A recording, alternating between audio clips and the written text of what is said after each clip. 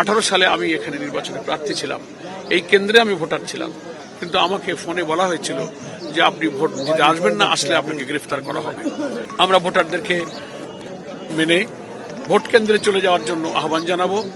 যে যেখানেই দেশের প্রান্ত থেকে আমাকে আপনারা শুনছেন, আপনারা বিলম্ব না করে ভোট কেন্দ্রে চলে যাবেন এবং খুব পিসফুলি, এখনো আমি তো আমার কেন্দ্রে পরিবেশ দেখতে পাচ্ছি, আপনারা সেভাবেই ভোট প্রদান করবেন। সাংবাদিক বন্ধু যারা এসছেন, গণমাধ্যম কর্মীদেরকে আমি কৃতজ্ঞতা জানাই। I am very grateful to you যে আপনারা খুব ভোরবেলায় আমার নিজের গ্রাম, আমার নিজের জন্মস্থান, যেটা আমার ভোট কেন্দ্র, আমি খুব দুঃখের সাথে স্মরণ করছি, আজকে না করে পারছি না।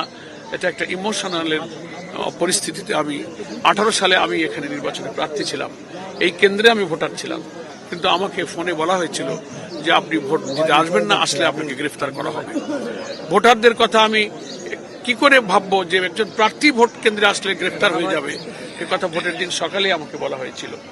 তো আজকে সেই বাংলাদেশে আমি আবার শান্তিপূর্ণভাবে শত শত মানুষ উৎসবমুখর পরিবেশে তারা হাসি মুখে ভোট দিচ্ছে এবং আমি তার মধ্য দিয়ে একজন ভোটার হিসেবে ভোট দিতে পারলাম।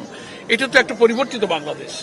আশা করি ভোটের পরে আর একটা পরিবর্তিত বাংলাদেশ ইনশাআল্লাহ এই জাতি উপহার পাবে, যে যারা কর্তৃত্ববাদী হবে না, যারা ফ্যাসিবাদী হবে না, যারা জোর করে ক্ষমতা দখল থাকবে, অসীম ক্ষমতার অধিকারী হয়ে অহংকারী এবং মানুষের দাম্ভিক হয়ে উঠবে, এরকম শাসন ব্যবস্থা পরিবর্তনের জন্যই কিন্তু আজকে হা ভোটে আমরা বিদ্যমান রাষ্ট্র কাঠামো পরিবর্তন করে জুলাই সনদকে আমরা রেকমেন্ড করেছি এবং সেই জুলাই সনদকে হা বলবো এবং নতুন পরিবর্তিত রাষ্ট্র কাঠামোতে ঠিকই নতুন বাংলাদেশ দলীয়করণ মুক্ত, দুর্নীতিমুক্ত এবং ভিন্ন মতের উপরে দমন পীড়ন মুক্ত সুষ্ঠু অর্থনৈতিক কাঠামো নির্বাচনের জন্য আমাদের অনেক উন্নত দেশের চেয়েও আমরা একটা উন্নত দেশ আমরা আশা করি এই নির্বাচনের মধ্য দিয়ে করতে পারবো।